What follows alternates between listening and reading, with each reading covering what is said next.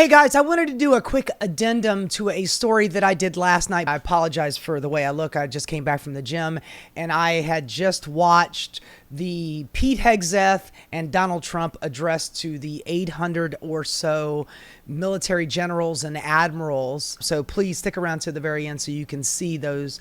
Okay, I teased this at the beginning of the show and I don't really want to talk about this, but it's a very scary story and we need to talk about it.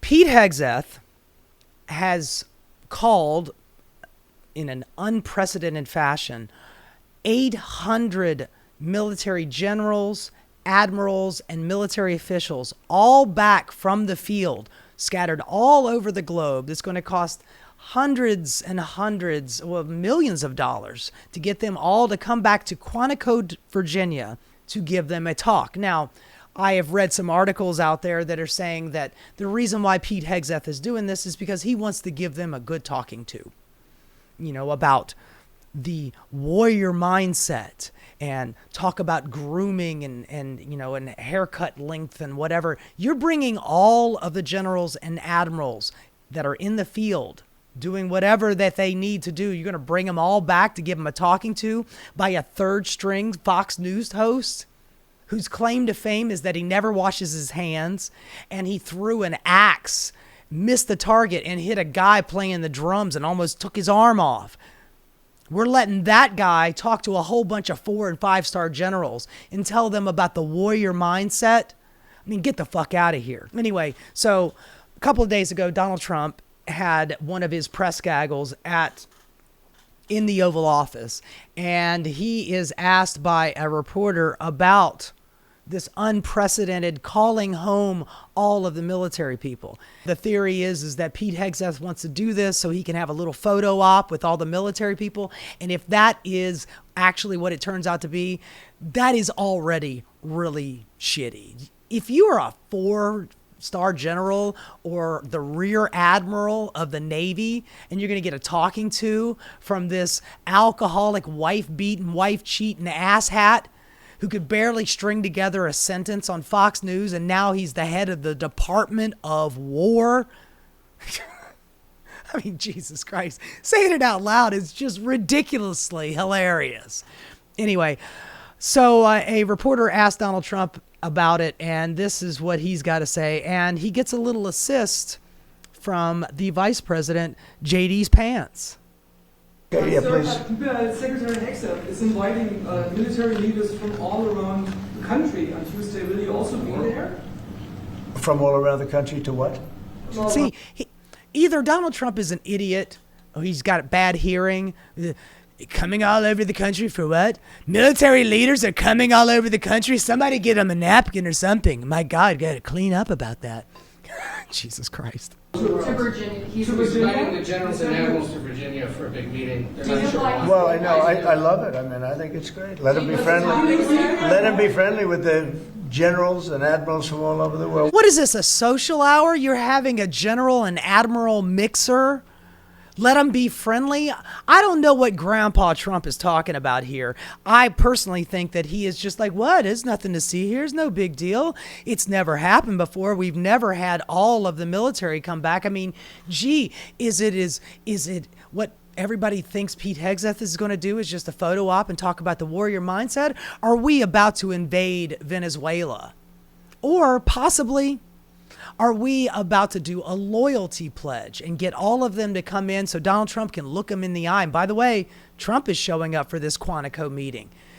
You think you put it out of the realm of possibility that Donald Trump is not going to go, I expect loyalty. Are you going to be loyal? If not, you're fired. That's just my speculation, but let's continue, shall we? Why is there something? No, but is there something wrong with it? What is it about? Will you be there personally as well? And what is it about? Well, I'll be there if they want me, but why is that such he's a going. big deal? I mean, the fact that we're getting along with the generals and admirals from all. Remember, I'm the president of peace. It's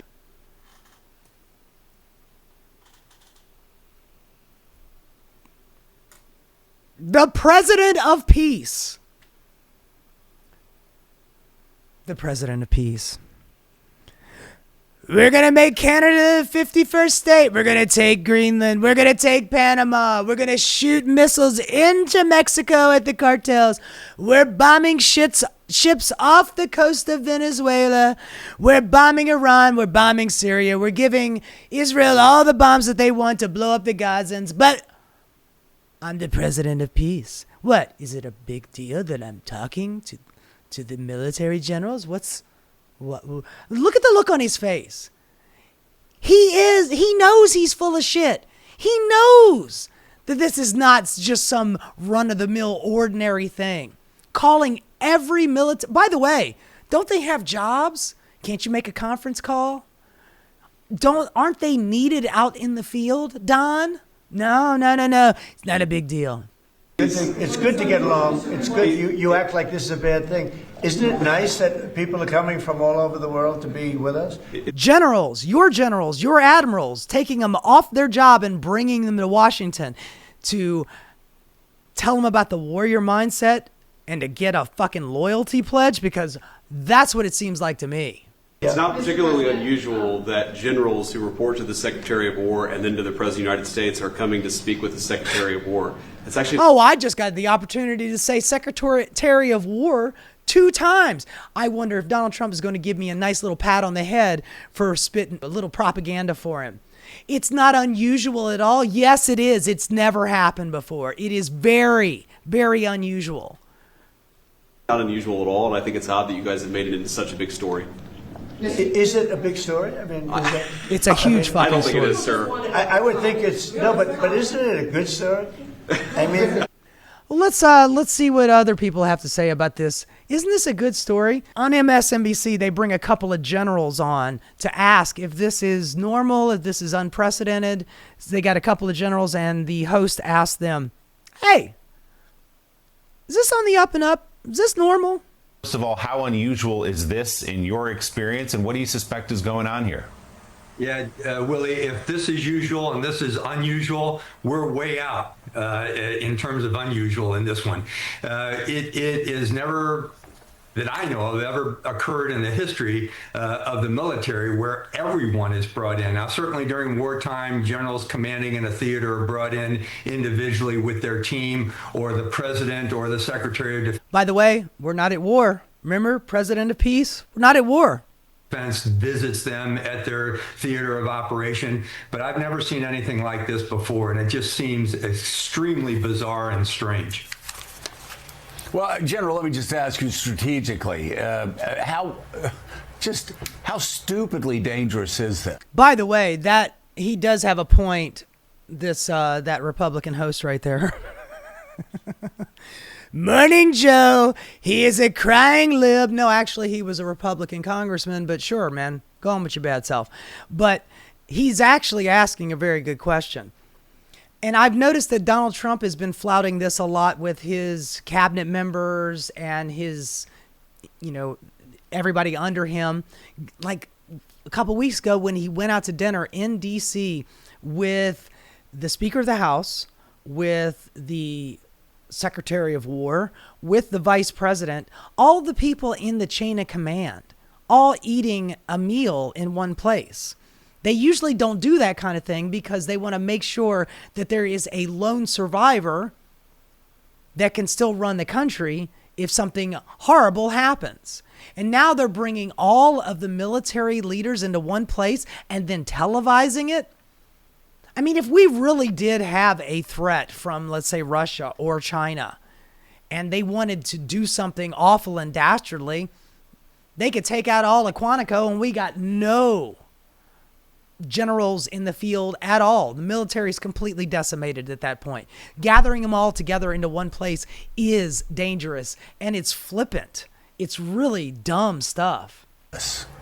It's pretty dangerous, Joe. What I'd say is, a lot of people are looking at it from the general's perspective, them thinking, what the heck are we going to hear? Because I don't think from what I've talked to some of my colleagues that are still active, they don't know what this is about. So it could be about a shifting national security strategy. It could be cuts to the General Officer Corps, the Secretary. Yeah, but they could do that on a conference call, man. They don't need to bring them all in so Donald Trump can look them up and down and ask them a question.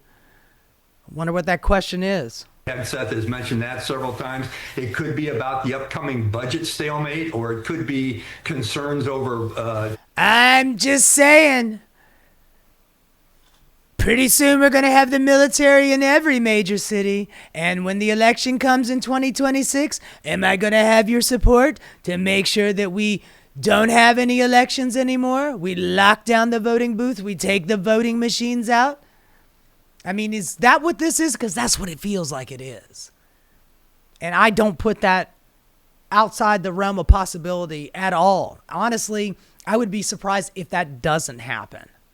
Information leaks or press leaks. But General, don't they have communication systems where they can do that so we can actually keep our generals and our admirals in the field where they are needed? Certainly, Joe, and they're called secure video teleconferences. It is the same thing as a secure computer, not Snapchat, not Signals app. This is no kidding secure stuff. It's just like a zipper computer. But the problem is when you move that many general officers to Washington, it's not just the generals that are concerned. I would suggest that both our allies and our foes are thinking to themselves, what the hell is going on in Washington? When a general comes into the Pentagon to talk to his boss, the Secretary of Defense, no one really knows it. There may Secretary of War, bud, get it straight. It's no longer Secretary of Defense. That's the Secretary of War right there. Wife-beaten alcoholic Pete Kegsbreath. That's the Secretary of War, young man. Indicators. But when you're talking about publicizing over 800 senior leaders, commanders, as well as their senior enlisted advisors, their sergeant majors or their Navy chief petty officers, this is something that's going to garner attention where people are going to say, what's going on with the U.S. military? What are they planning? Why is this so important that you're pulling 800, as suggested by the Washington Post, or more into the Washington, D.C. area? It's undescribable. Well, there you go, folks. It's not unusual as JD's pants, old smoky eyes JD's pants, old couch fucker JD Vance. It's not unusual. I don't know why y'all making such a big deal out of it. Donald Trump is getting all of his pieces together. You know, it's kind of like chess. He's not playing 3D chess. He's playing fascist chess. He's already got the military boots on American soil. He's already got his excuse to go after anybody that he deems to be a domestic terrorist. So if you just say anything against ICE or anything against the president or anything against the American government, then thereby you are now a domestic terrorist and we will arrest you, or we will send feds to go arrest you, send feds to march up and down your streets, militarily occupy your major cities. And then in 2026, when the election comes, now you've got full military all across the country. And now he's asking his military generals, hey, you going to try to stop me? Or do I need to fire you right now? Now, look, this is all speculation on my part, but I mean, I'm watching how things are unfolding, and it seems to me like that is the direction it's going. When LA happened and Donald Trump sent the military, and I said, do you think this is going to be his last city? I even said it to a couple of relatives of mine. I was like, do you really think this is going to be the last city? He's like, oh, it's not a big deal. You know, he's not doing anything. I mean, look, they were only just protecting this building. I said, well, do you think he's going to not invade New York or Chicago or any other city? Yeah, well, you know, I don't know. I have no idea. It's not a big deal. Well, he's in Portland now. He's in Chicago now. And when Mom Donnie gets elected, my little communist in New York, when he gets elected, I'm just going to have to send in the military because he said he was going to arrest Netanyahu. He said he was going to try to stop ICE, and we can't have that. So I'm sorry, but our little communist might have to get arrested, might have to get locked up. I mean, I'm not saying to lock him up, but lock him up, folks.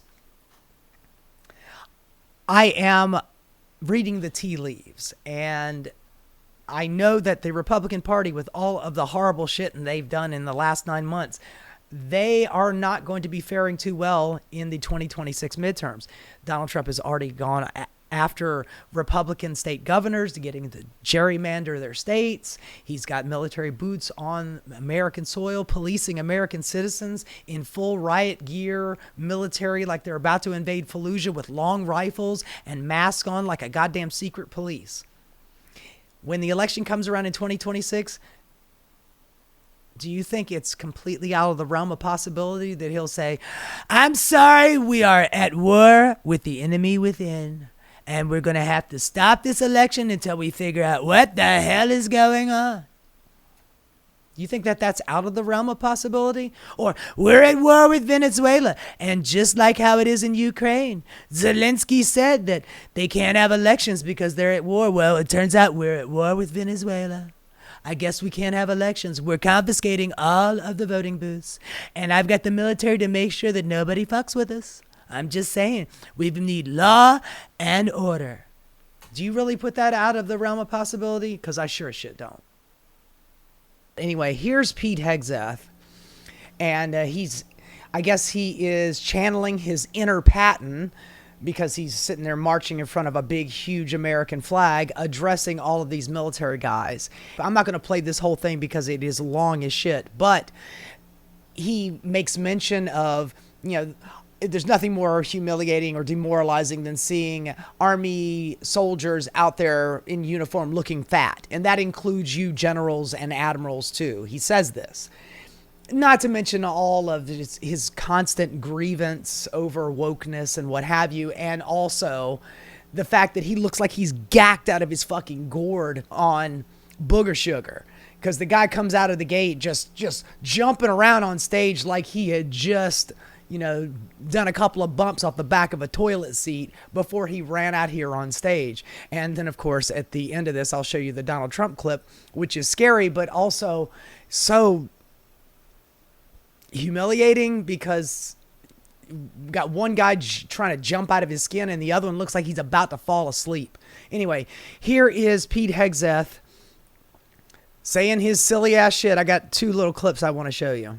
When it comes to combat arms units, and there are many different stripes across our joint force, the era of politically correct, overly sensitive, don't hurt anyone's feelings leadership ends right now. At every level, either you can meet the standard, either you can do the job, either you are disciplined, fit, and trained, or you are out. And that's why today, at my direction, and this is the first of 10. I want you to take a look at this. These are some hardened military veterans. These people have been in this business for 25, 30 years. These people know their business. And having this cocaine-addled third-string Fox News host out there lecturing them about, the wokeness and what have you. I mean, goddamn, I would be humiliated, not to mention the fact that they yanked them from all over the planet to come back here to hear this fucking drivel. Department of War directives that are arriving at your commands as we speak and in your inbox. Today, at my direction, each service will ensure that every requirement for every combat MOS, for every designated combat arms position, returns to the highest male standard only. Now you got that, right? The male standard. That if women can't hack it, then they gots to go. I want to move on to this other clip. This one is a little bit more pointed at the media. And as you can see up here in the top left-hand corner, he is reading off of a script. So it's not like he's coming off the cuff with this stuff. Ready to answer the nation's call. Yeah, rub that nose, baby. Fifth, make sure you get all the cocaine off. As you have seen, and the media has obsessed over, I have fired a number of senior officers since taking over. Yeah, he did. At the very beginning of his tenure, he fired a whole bunch of military generals that they called woke. One of them happened to be a very highly ranked military general, and he happened to be black. And they used that as that's DEI. That's why we had to get rid of him. But most likely it was because he was going to be an obstacle for Hegseth and Donald Trump and the military that they want to create. This peace through strength, constantly being hyper masculine, Billy badass. Look, I'm not saying that the military shouldn't be strong, because that's literally what they're supposed to be doing. But they've changed the name from the Department of Defense to the Department of War, and that is the Secretary of War right now. And you know he's feeling his fucking oats with this shit. The previous chairman, other members of the Joint Chiefs, combatant commanders, and other commanders. The rationale for me has been straightforward. It's nearly impossible to change a culture with the same people who helped create or even benefited from that culture, even if that culture was created by a previous president and previous secretary. My approach has been simple. When in doubt, assess the situation, follow your gut, and if it's the best for the military, make a change. We all serve at the pleasure of the president every single day. But in many ways, it's not their fault. It's not your fault. As foolish and reckless as the woke department was, those officers were following elected political leadership.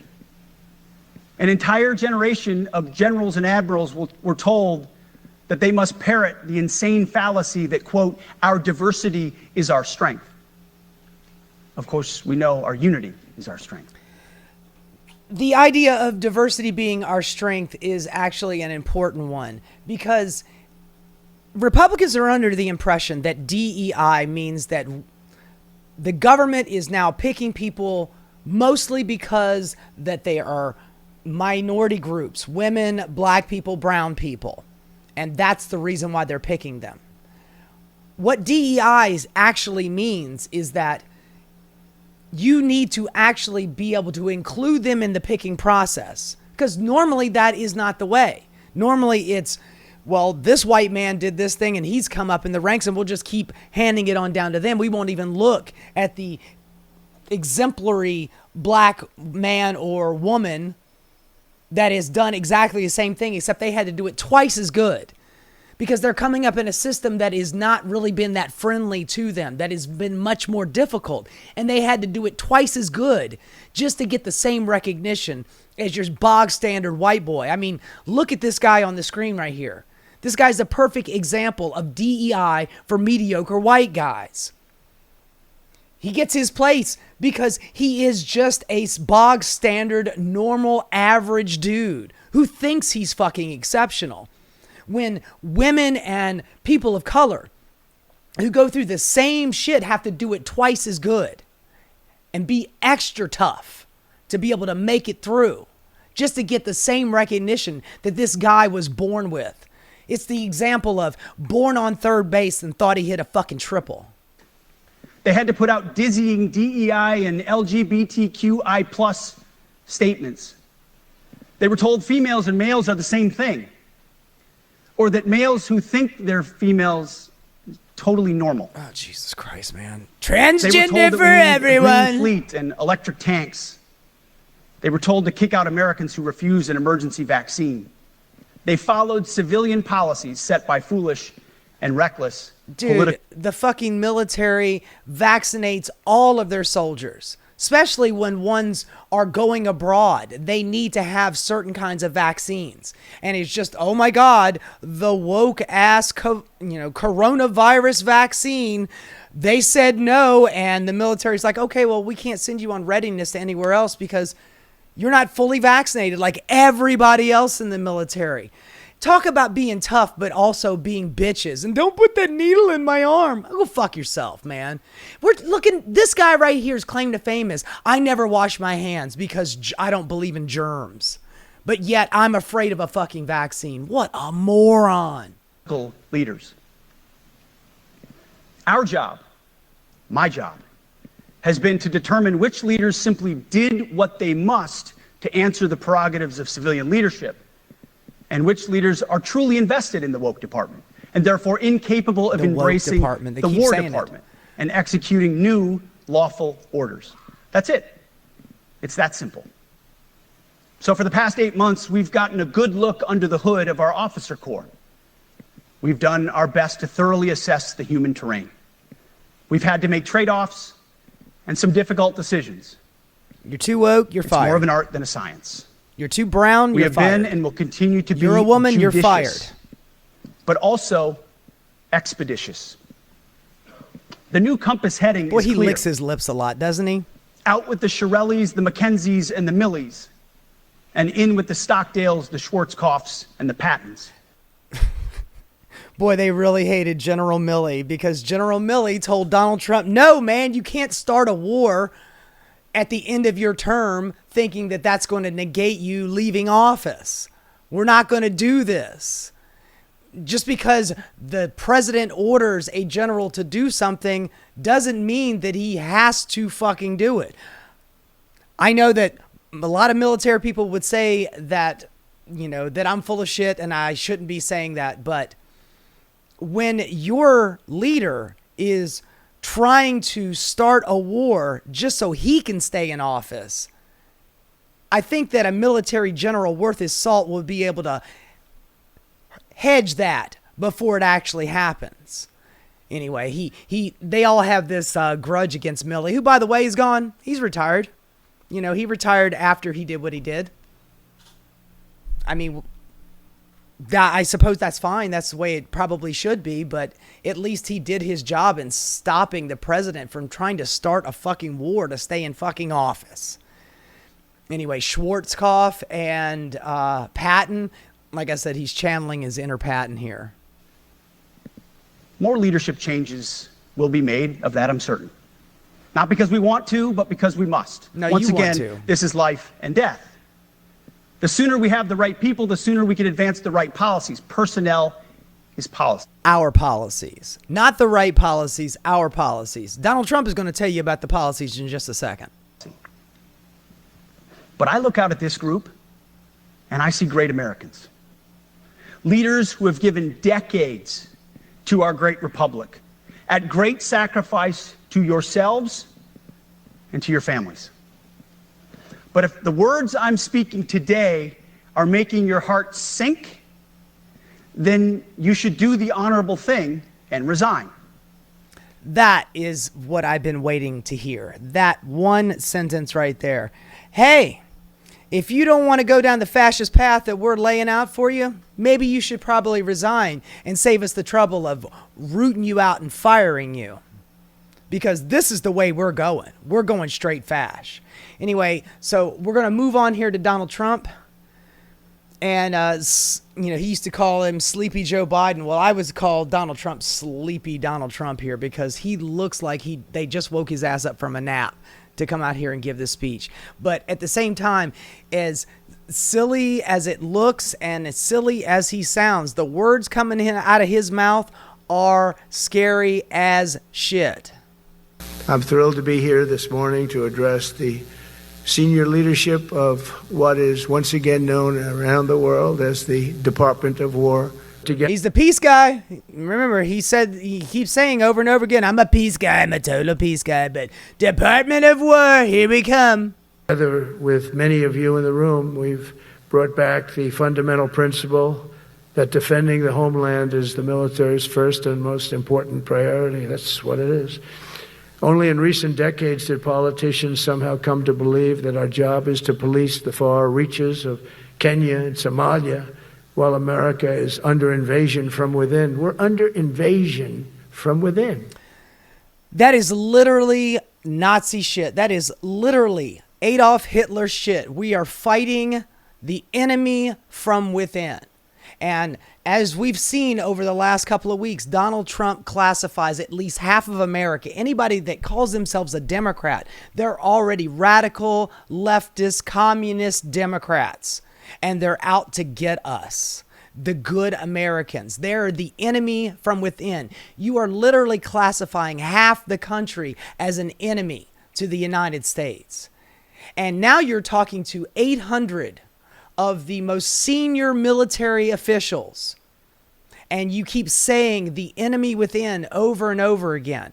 Look, we don't know what Donald Trump says to these people behind the scenes, but he is literally saying this shit in public in front of a goddamn camera. This is some frightening stuff, folks. He is literally suggesting to the military, hey guys, when I call upon you to bring your battalions home, to put those boots on American soil, to police American people, to arrest our enemy from within.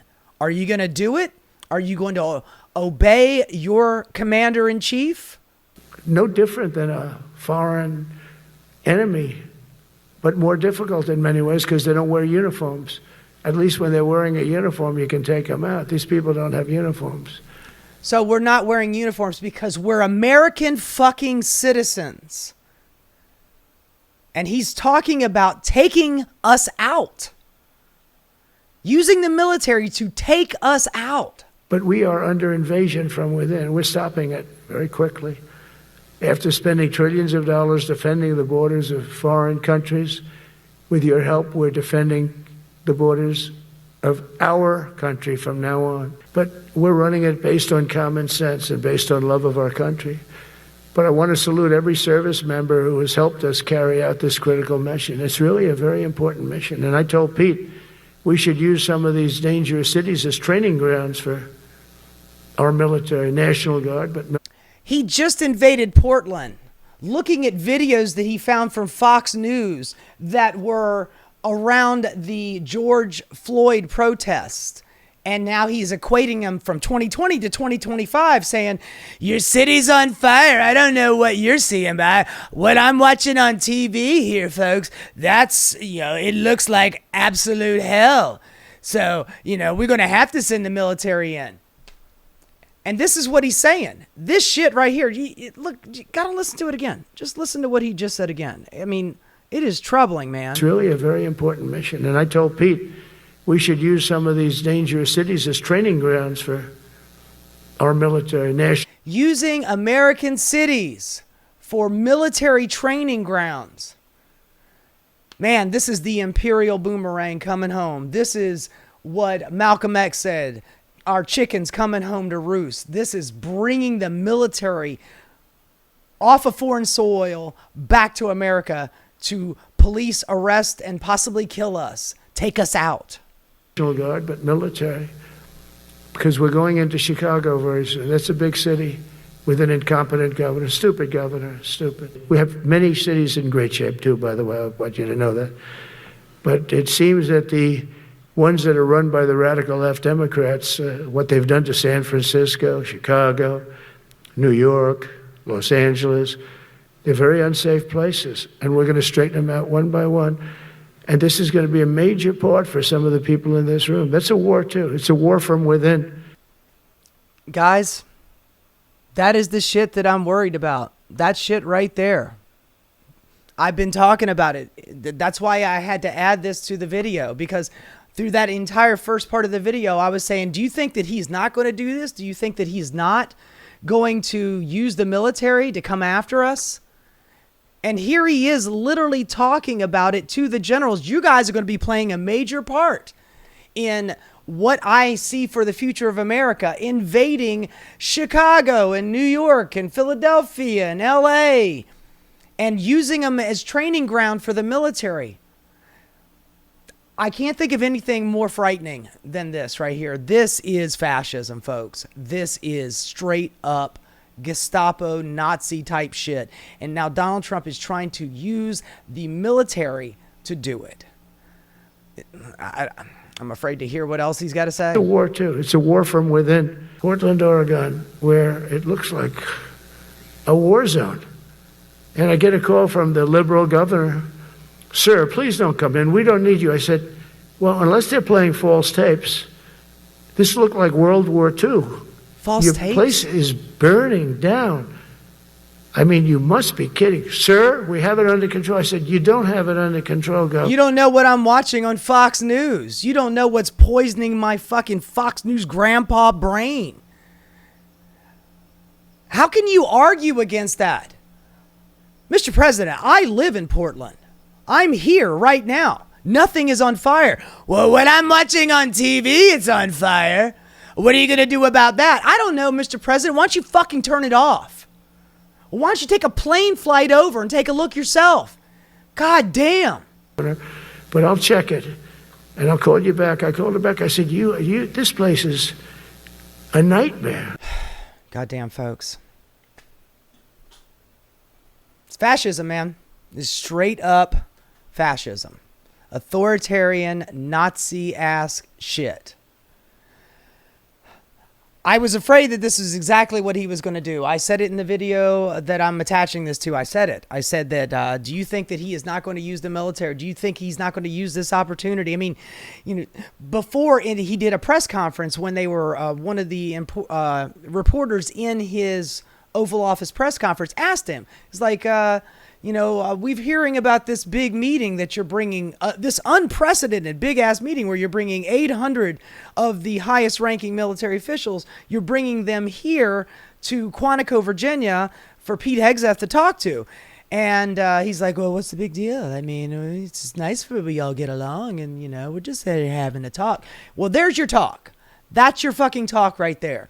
The enemy within, using American cities as testing grounds for the military and going after the radical left. I told you. I fucking told you. Scary times, folks. Scary times. Hey guys, thanks so much for watching. If you enjoyed what you saw, please like and subscribe. Keep rocking.